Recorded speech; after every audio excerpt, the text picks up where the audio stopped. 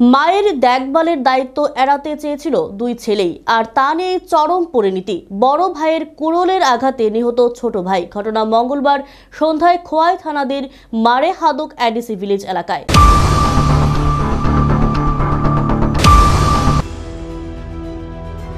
আকাশ মুন্ডা ও কার্তিক মুন্ডা নামে দুই ভাই, পৃথক পৃথক সংসার দুই ভাইয়ের। মা সবিতা মুন্ডা থাকতো ছোট ছেলে কার্তিকের সাথে।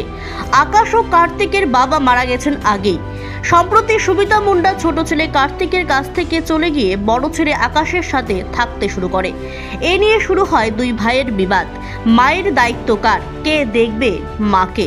দায়িত্ব এড়ানোর চেষ্টা দুই ছেলের। তারই পরিণতিতে মঙ্গলবার সন্ধ্যায় বাড়িতেই দুই ভাই আকাশ ও কার্তিকের মধ্যে শুরু হয় ঝগড়া। বড় ভাই আকাশ মুন্ডা একসময় কুড়োল দিয়ে সজোরে আঘাত করে ছোট ভাই কার্তিক মুন্ডার মাথায়। মারাত্মকভাবে আহত হয় কার্তিক। তার কপাল থেকে মাংস সহ হাড়গোড় বেরিয়ে যায় অনেকটাই।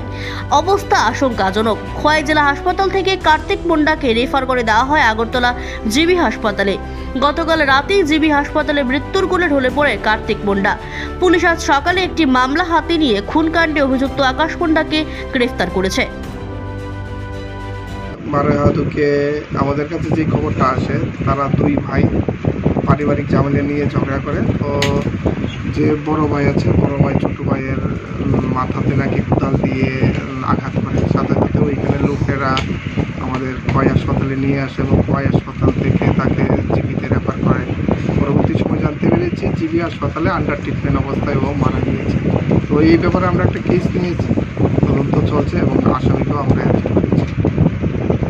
আসামির নাম কি? আসামির নাম হচ্ছে ব্যুরো রিপোর্ট, এশিয়ান টাইমস।